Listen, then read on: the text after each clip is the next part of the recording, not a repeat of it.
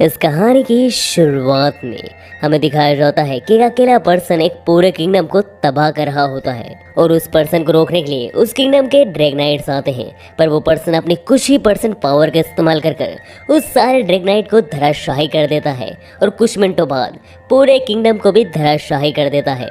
उस पर्सन की पावर को देखकर उस किंगडम के लोग उसे the reincarnation of demon Lord कहते हैं। और फिर हमें बताया जाता है कि इस पूरे किंगडम को धराशाही करने के बाद मानो डीमन लॉर्ड का रीइंकार्नेशन इस दुनिया से गायब ही हो गया। और उसके बाद हमें 5 साल आगे का सीन दिखाया जाता है, जहां पर हमें उसी किंगडम की एक जेल का सीन दिखाया जाता है और हम उस जेल में एक लड़के को जंजीरों से बंधा देखते हैं। और इस लड़के का गुनाह असल में ये है कि जब ये घरों की छतों पर एक बिल्ली का पीछा कर रहा था, तब गलती से इसका पैर एक टूटे हुए छत पर पड़ जाता है और ये सीधा एक नहाती हुई लड़की के ऊपर गिर जाता है। इस जगह पर ये लड़का इस सिचुएशन को सॉर्ट आउट करने के लिए उस लड़की की तारीफ करने लगता है, जैसे कि तुम्हारे आगे की संतरा बहुत ही ज्यादा सुंदर है और बहुत ही ज्यादा प्यारे है और तुम काफी ज्यादा हॉट लग रही हो। इस जगह पर वो एक बिना कपड़ों की लड़की की तारीफ कर रहा है और वो सोच रहा है कि सिचुएशन सॉर्ट आउट हो जाएगी। इस जगह पर वो लड़की इतना ज्यादा गुस्सा हो जाती है और वो सीधा इस लड़के को जेल में डलवा देती है। एंड गाइस, मैं आपको बताना चाहूँगा कि हमारी इस कहानी का मेन प्रोटोगनिस्ट यही लड़का है। इसका नाम अकीरा है और उसने अपने आइडेंटिटी छुपाने के लिए अपना नाम लक्ष्य रख रखा है। एंड गाइस, इस जगह पर हमारा मेन प्रोटोगनिस्ट अपनी आइडेंटिटी छुपाने के साथ साथ अपनी पावर्स को भी छुपा रहा है। ऐसा वो क्यों कर रहा है, हमें कहानी में आगे पता चलेगा। और इसी के साथ हम देखते हैं कि हमारे सीरीज के मेन प्रोटोगनिस्ट अकीरा की जेल के पास एक लड़की आ जाती है, जिस देखकर अकीरा कहता है कि कौन है वहाँ। जहाँ पर वो लड़की अकीरा को पूरा इग्नोर करते हुए अकीरा की स्वॉर्ड के पास जाती है और वो देखती है कि अकीरा के पास 2 स्वॉर्ड हैं। इस जगह पर वो लड़की अकीरा की दोनों तलवारों को देखकर बड़े ही सस्पिशियस रूप में अकीरा को देखती है और वो अकीरा से पूछती है, क्या ये दोनों तलवारें तुम्हारी हैं? जिस पर अकीरा हाँ करता है। इस जगह पर वो लड़की अकीरा की तरफ देखते हुए कहती है कि इस किंगडम में आमतौर पर लोग सिर्फ एक ही स्वॉर्ड को इस्तेमाल कर पाते हैं और तुम 2 स्वॉर्ड्स को इस्तेमाल कर रहे हो, और ख़ास करके ये ब्लैक स्वॉर्ड, ये मुझे बहुत ज़्यादा पावरफुल लग रही है। उस लड़की की ये सारी बातें सुनकर ब्लैक अपनी आंखें चुराने लगता है। इस जगह पर ब्लैक की इस हरकत को वो लड़की भी नोटिस कर लेती है। इसी बीच हम देखते हैं कि वहाँ पर एक और लड़की आ जाती है, जो कि उस लड़की से पूछती है कि तुम यहाँ क्या कर रही हो।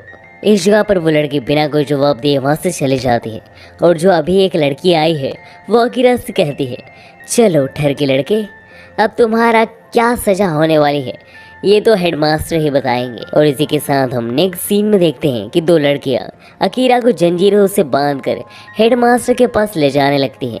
और इसी के साथ हम नेक्स्ट सीन में देखते हैं कि हेडमास्टर को अकीरा सारी बातें बता देता है कि ये बस एक मिसअंडरस्टैंडिंग थी, ऐसा उसने जानबूझकर नहीं किया। इस जगह पर हम देखते हैं कि हेडमास्टर अकीरा पर इजीली विश्वास कर लेती है। इसके बाद हमें पता चलता है कि हेडमास्टर अकीरा की आइडेंटिटी जानती है और वो उनसे कहती है, अकीरा एके Lux Arcadia, the prince of Arcadia town, आपका स्वागत है। इस जगह पर लक्ष्य फिर से माफ़ी मांगता है अपनी मिसअंडरस्टैंडिंग के लिए। इस जगह पर हेडमास्टर लक्ष्य को माफ़ करते हुए कहती है कि आपकी इसमें कोई गलती नहीं है और वो हंसने लगती है और कहती है, वैसे मुझे आपकी मदद चाहिए प्रिंस। इस पर लक्ष्य कहता है कि कैसी मदद। इस जगह पर हेडमास्टर लक्ष्य कहती हैं, आपको पता ही होगा कि इस एकेडमी को इस न्यू एम्पायर ने क्यों बनाया है। जिस पर लक्ष्य कहता है, हाँ मुझे पता है कि इस एकेडमी को इसलिए बनाया गया है ताकि वो पावरफुल ड्रैगनाइट्स को लॉन्च कर सके, ताकि 5 साल पहले हुए हादसे में जो मिस्टीरियस ड्रैगनाइट वहाँ से गायब हो गया था उसे ये लोग मिलकर हरा सके। इस जगह पर हेडमास्टर एक और बात से खुलासा करती है कि इस दुनिया में अधिकतर ड्रैगनाइट असल में लड़कियां ही हैं और पहला मेल ड्रैगनाइट हमारा मेन प्रोटोगनिस्ट अकीरा यानी द प्रिंस लक्ष्य है। इसलिए हेडमास्टर लक्ष्य को अप्रोच करती है अपनी इस एकेडमी में पढ़ने के लिए और ये पढ़ने वाली बात बाकी लड़कियां भी सुन लेती हैं, जिसे सुनकर वो बहुत ज़्यादा हैरान हो जाती हैं। लक्ष्य की एकेडमी में पढ़ने वाली बात आग की तरफ फैल जाती है और तभी वहाँ पर हेडमास्टर का ऑफिस का गेट खोलते हुए एक लड़की आती है और वो हेडमास्टर से कहती है, आपने भले ही इसे अप्रूव कर दिया हो एकेडमी में पढ़ने के लिए, पर मैं इसे कभी अप्रूव नहीं करने वाली, ये एक ठरकी लड़का है। इस जगह पर लक्ष्य उस लड़की को देखकर कहता है, तुम तो वही लड़की हो ना जो बाथटब में नहा रही थी। इस जगह पर उस लड़की को फिर से शर्म आने लगती है उस लड़की को इतने गुस्से में देखकर हेडमास्टर उस लड़की से कहती है कि ये तुम्हारा विक्टिम है, तुम्हें इसे जो भी सजा देनी हो दे सकती हो। इस जगह पर वो लड़की लक्ष्य को चैलेंज करते हुए कहती है कि तुम पहले लड़के ड्रैगनाइट हो तो जरा मैं भी तो देखूं एक मेल ड्रैगनाइट की पावर। इस जगह पर लक्ष्य लड़ाई की बात सुनकर कुछ ज़्यादा खुश नहीं होता, बल्कि वो सोचने लगता है। इस जगह पर वो लड़की सीधा लक्ष्य के ऊपर अपनी तलवार तान कर कहती है, तो तुम तैयार हो लड़ाई के लिए? अगर तुम जीत गए तो मैं तुम्हें माफ़ कर दूंगी, और अगर तुम हार गए तो तुम्हें फिर से जेल जाना होगा। यह सुनते से ही सारी लड़कियां बहुत ज़्यादा एक्साइटेड हो जाती हैं और वो कहती हैं कि आज उन्हें प्रिंसेस की लड़ाई देखने को मिलेगी। उन्हें बहुत अच्छा महसूस हो रहा है। और इसी के साथ हमें अगले सीन में दिखाया जाता है कि लक्ष्य एक लड़की के सामने बैठा होता है, जहाँ पर वो लड़की असल में लक्ष्य की छोटी बहन होती है। और लक्ष्य की छोटी बहन लक्ष्य से कह रही होती है कि अब आपको न्यू किंगडम की प्रिंसेस से लड़ना होगा। अब आप इस जगह पर क्या करने वाले हो भैया? लक्ष्य अपनी छोटी बहन की बातें सुनकर अपने ब्लैक स्वॉर्ड को देखने लगता है। और इसी के साथ हमें बैटलफील्ड का सीन दिखाया जाता है। और वहाँ पर लक्ष्य कुछ देर बाद ही प्रिंसेस भी वहाँ पर आ जाती हैं। उस जगह पर सारे लोग प्रिंसेस को सपोर्ट कर रहे होते हैं। इसी बीच प्रिंसेस लक्ष्य से कहती हैं कि क्या तुम्हें लगता है कि मैंने तुम्हें क्यों चैलेंज किया है? इस जगह पर लक्ष्य कोई प्रतिक्रिया नहीं देता, पर प्रिंसेस लक्ष्य कहती हैं कि अगर तुम ये मैच जीत गए तो मैं तुम्हें ज़रूर से बताऊंगी। प्रिंसेस के यहाँ कहते से ही हमारी ये लड़ाई शुरू हो जाती है, जहाँ पर लक्ष्य अपनी ब्लू स्वॉर्ड का इस्तेमाल कर अपने ड्रैगनाइट में बदल जाता है, जिसे देखकर सारे लोग हैरान हो जाते हैं। और वो कहते हैं कि ये कितना मामूली ड्रैगनाइट है, क्या वो सच में इस ड्रैगनाइट से प्रिंसेस से लड़ने वाला है? इसी के साथ हम देखते हैं कि प्रिंसेस का ड्रैगनाइट बहुत ही ज़्यादा रेयर होता है। एवन प्रिंसेस के ड्रैगनाइट को देखकर लक्ष्य की बहन भी कहती है कि इस प्रकार का ड्रैगनाइट होल्ड करना रेयर या फिर इम्पॉसिबल ही कह दो।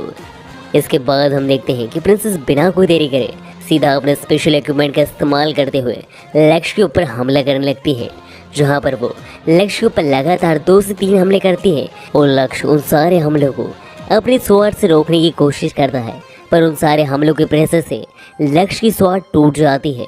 इस जगह पर लक्ष्य बिल्कुल नहीं घबराता और वो प्रिंसेस से कहता है, अगर ये मैच टाई पर खत्म हो तो फिर क्या होगा? ना मैं हारूं और ना आप हारे। इस जगह पर प्रिंसेस को गुस्सा आ जाता है और वो लक्ष्य कहती है, तुम्हारे जैसे इंसान के साथ एक टाई होना मेरे लिए शर्मिंदगी की बात होगी। और यह कहकर प्रिंसेस बड़े ही गुस्से में लक्ष्य के ऊपर हमला करने की तैयारी करने लगती है। इस जगह पर प्रिंसेस अपना एक बहुत ही पावरफुल हमला द डिवाइन प्रिंस का इस्तेमाल करने की सोचती है, जिसे देखकर वहाँ की सारी लड़कियाँ घबरा जाती हैं कि वो एक कमज़ोर से लड़के के ऊपर इतना पावरफुल हमला क्यों इस्तेमाल कर रही है। इस जगह पर प्रिंसेस हमला करने से पहले लक्ष्य कहती है कि तुम्हारी ये स्वॉर्ड टूट चुकी है, अपनी दूसरी स्वॉर्ड को निकालो ताकि तुम मुझसे लड़ सको और मैं तुम्हें एक सम्मान के साथ हरा सकूं। इस जगह पर लक्ष्य प्रिंसेस से कहता है कि वो अपनी दूसरी स्वॉर्ड को नहीं निकालने वाला है। और यह सुनते से प्रिंसेस लक्ष्य के ऊपर हमला कर देती है। प्रिंसेस के इतने खतरनाक हमले को भी लक्ष्य अपने मामूली ड्रैगनाइट और एक टूटी हुई स्वॉर्ड से डोज कर देता है, जिसे देखकर वहाँ की सारी लड़कियाँ हैरान हो जाती हैं। और उस जगह पर प्रिंसेस को तो और भी ज़्यादा गुस्सा आ जाता है और वो अपना सबसे पावरफुल हमला तैयार कर लेती है लक्ष्य के ऊपर इस्तेमाल करने के लिए, जो कि इतना ज़्यादा चमकदार होता है कि उसे कोई ठीक से देख भी नहीं पा रहा था। और प्रिंसेस फिर बिना कोई देरी करे सीधा लक्ष्य के ऊपर हमला कर देती है। हमले के असर खत्म होते से हम देखते हैं कि लक्ष्य पूरी तरीके से धराशायी होकर ज़मीन पर पड़ा हुआ है और उसके आसपास की ज़मीन भी पूरी तरीके से टूट चुकी है। इस हमले को देखकर लक्ष्य की छोटी बहन आइरिस कहती है, यदि डिवाइन अटैक था, यह अटैक बहुत ही ज़्यादा खतरनाक है, पर इस जगह पर इसके नुकसान भी हैं यूज़र के लिए। एक डिवाइन अटैक साथ में इतने सारे स्पेशल हमले को यूज़ करने की वजह से अब वो अपने आप को संभाल नहीं पाएगी। इस जगह पर लक्ष्य को हम देखते हैं जो कि अभी भी कॉन्शियस में होता है और वो प्रिंसेस से कहता है कि अपने ड्रैगनाइट को ध्यान से संभालिए। इस जगह पर गए प्रिंसेस अपने ड्रैगनाइट पर पूरी तरीके से कंट्रोल खो देती है। इसी बीच हम देखते हैं कि एक मिस्टीरियस कैरेक्टर बांसुरी को बजाता है, जिससे वहाँ पर एक ब्लैक ड्रैगनाइट आ जाता है और वो एक ड्रैगनाइट को जिंदा खा जाता है। और इसी के साथ हम देखते हैं कि इस जगह की पूरी जो शील्ड लगी थी प्रिंसेस को सेव करने के लिए, वो शील्ड भी वहाँ से हट जाती है और वो ब्लैक ड्रैगनाइट प्रिंसेस को मारने के लिए ही आया है ऐसा लग रहा था।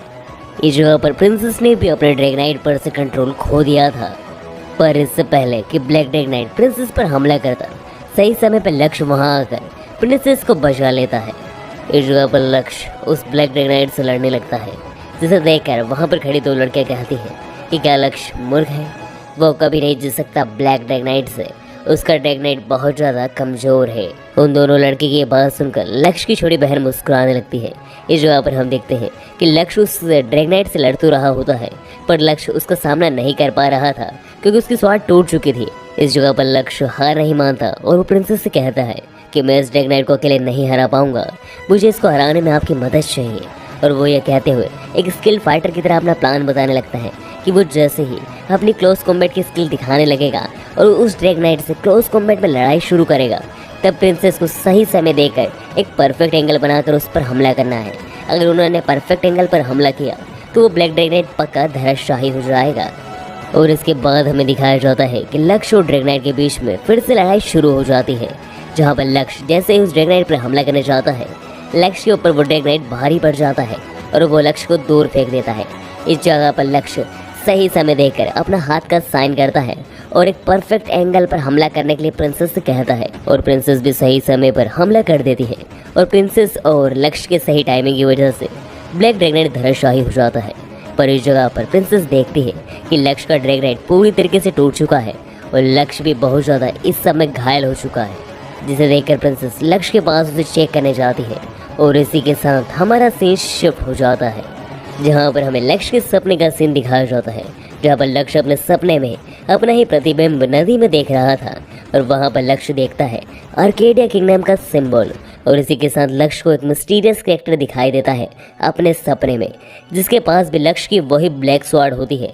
लक्ष्य उस पर्सन से पूछता है आखिर तुम आगे क्या करने वाले हो, और इस जगह पर लक्ष्य की इस बात पर वो मिस्टीरियस कैरेक्टर जो जवाब देता है वो हमें नहीं बताया जाता, और उसका जवाब सुनते से लक्ष्य हड़बड़ाकर घबराकर उठ जाता है और वो जल्दी से अपनी ब्लैक स्वॉर्ड को देखने लगता है। लक्ष्य अपने स्वॉर्ड को देख ही रहा होता है कि तभी वहाँ पर प्रिंसेस आ जाती है और वो लक्ष्य से पूछती हैं क्या तुम्हारी चोटें दर्द कर रही हैं अभी भी, जिस पर लक्ष्य जवाब देता है कि अब उसकी चोटें दर्द नहीं कर रही हैं।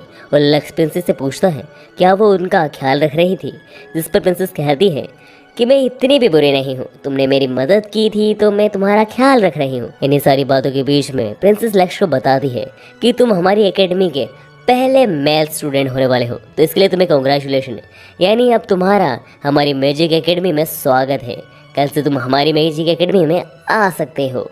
यानी गाइस इस जगह पर लक्ष्य को प्रिंसेस ने माफ़ कर दिया है और लक्ष्य अब आखिरकार मैजिक एकेडमी जा पाएगा। और इसी सीन के साथ हमारा ये एपिसोड खत्म हो जाता है।